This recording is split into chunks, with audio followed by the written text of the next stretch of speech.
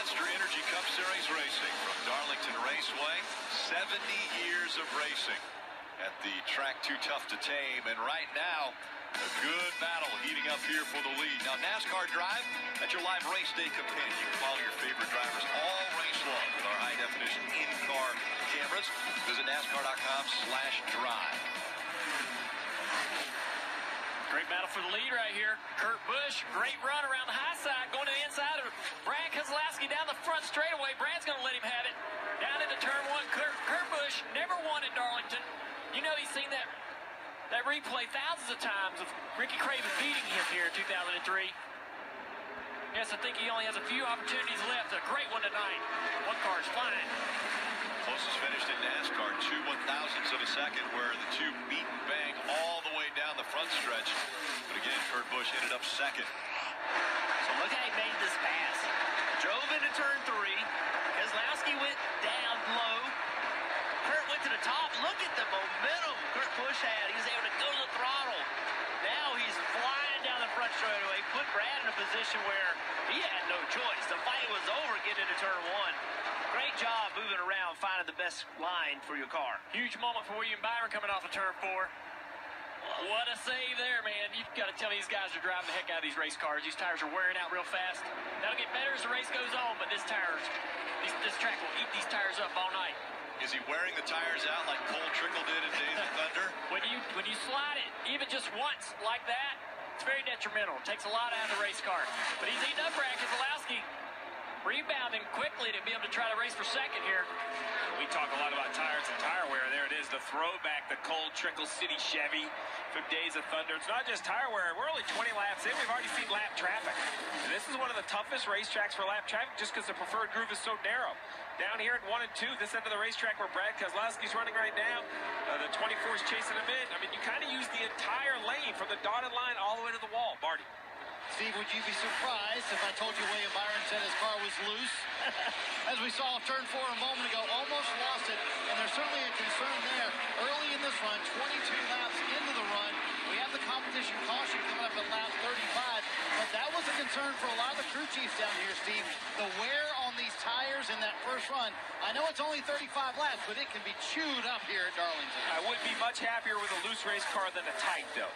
While you may wear the rear tires more with a loose race car, the back not sticking as well as you want, the chance of you failing a rear tire much lower. So while your driver might not be happy, the tires would be happy versus a car that's really, really tight. You could actually fail a front tire, as we see Kyle Busch already plus 21 spots trying to beat the 3 of Austin Dillon for the 15th position. Down the back straightaway. Makes a decision here on where he's going to go depending on the 3. To the high side of the racetrack, trying to build that momentum. Austin Dillon all the way down on the apron, trying to find turn in that number 3 car. Not a very big run for the 18 down the straightaway using that high side. Surprised by that, but man, follows his 3 into the corner really close. Austin Dillon a much more conservative line through 1 and 2, but kind of taking that line away from Kyle Busch. Really nothing you can do over there. That's a hard place to pass, but this time, watch for Kyle Busch to push that entrance out a little more. There you go. Just a little bit higher on point entry. He knows this is where he's got to make it happen. Feed the throttle sooner. Beat Austin down the front straightaway. Try to slide. There you go. Try to switch him over. Fight's over. Dave. And what I find fascinating is how these drivers, it's all relative with how your car is, because we've heard a lot of drivers talking about their cars won't turn, that turn tight. And that's exactly the way it is with Kyle Busch. His latest report on the car, yep, no grip, way too tight. Look at him go. Yeah, look at that paint scheme as well for Kyle Busch. He's making it look really fast. That's Bobby Hillon's 1990 Snickers Buick paint scheme. Bobby made 334 Cup Series starts back from 1982 to 2001. Career win came at Talladega in July of 1986. Kyle Busch making it a lot faster. Up to 15th already. He's got a few spots, though, until he catches guys up there running in the top 5 like Kyle Larson. Well, yeah, I was getting ready to mention there's a lot of cars we heard about in practice. Kyle Busch was one of them. Denny Hamlin was one of them. But everybody I talked to said this guy right here, Kyle Larson, much like last year, we had a very good car in the long run. Showed it again in practice. Tons of speed over the long run. Currently in the 5th position. And 2 out of 3, if not 3 out of every 4 laps, he's the fastest car on the racetrack. Well, we mentioned Ricky Craven's name because he was the one who came out victorious in that great battle between Kurt Busch and Ricky Craven. Well, this is a throwback to Ricky Craven's 1995-96 Kodiak Chevrolet. Ricky drove that Kodiak colors for the first 2 seasons of his Cup Series career. Marty? And Rick, to Steve's point a moment ago, Kyle Larson working lap number 5, where he has been the fastest car on the racetrack. So proving once again they will be strong at the end of these long runs tonight in the Southern 500. You know, this team certainly very good here at Darlington, and they have a handle on the racetrack. But Steve, the ambient starting this race, what, 40 degrees cooler than you expected it to be? This car extremely tight. A lot of the cars in the field extremely tight. So this handling condition right now at the start of this race, way different than crew chiefs expected. Yeah, they expected this to start in the sunlight, 6 o'clock. While they all knew this race was going to end in the evening, you know, they weren't able to adjust the car. I mean, the grid was full. We were only 5 or 10 minutes away from seeing cars roll when the rain showers hit. So I expect a lot of adjustments on this first pit stop, which should only be about 5 laps away. Look at this traffic, though, Rick. And we were just riding along with Kevin Harvick there, that Busch Big Buck Hunter on board, and he was giving us a great shot there. But look at the way things are heating up here with all this traffic. You see Brad Keselowski in that Miller number 2 being chased by the 24. Green and yellow 24.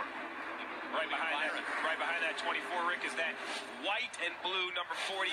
Completely different colors. A throwback to Jimmy Johnson's off-road truck days. I can't think of a more important race for Jimmy Johnson this season, trying to right the ship, find a way into the playoffs. Kelly. And as they work their way through traffic, Jimmy Johnson continues to post some of the fastest laps on circuit. Well, another conversation around the garage this weekend was who has good short run speed and who has good long run speed. Well, Cliff Daniels, crew chief for Jimmy Johnson, told me he actually felt like they had a mix of a little bit of both. He said the car handles really well and still has some good speed in it. So a lot of confidence for him. Right now, Jimmy's saying he's a little bit loose in turn 2 and free landing in turn 3. Really good off of turn 4. Rick, I think that's all Jimmy needs. He doesn't have to have the best car in the field. Just give him something to fight with. And I think, you know, they can do that with Jimmy Johnson, and he can be patient and adjust his expectations. You know, I think a top 5, a top 7 would be a great run for the 48. And there's no question that his competitiveness is at an all-time high. Oh, yeah. He has the drive. It doesn't matter how old he is, how long he's been in the sport, how many championships he has, how many wins he has. He has the drive right now to be out there and get those top 5 finishes and try to get a win. Right-hand side of your screen is the other car on the move. Martin Truex Jr. plus 14. Qualified a little worse than I expected, but now all the way up to the 8th position. Won this race in 2016. William Hammer got a run on the 2 car here. I'm watching that battle right there. Williams trying to work him over. Look at this run he's got. Back in the throttle on the low side. Didn't think we'd see many passes made on the bottom in 3 and 4. What's going to happen right here, because he does not have momentum going into 1, is Keselowski going to give him the spot? He does. That's old school Darlington. We've seen over the last several years that won't give that position up. That slowed him down, and Jimmy Johnson trying to take advantage of it. Wow, look at Jimmy. All the way down on the apron. Way, way low on turn 2. Closing in on the competition yellow here.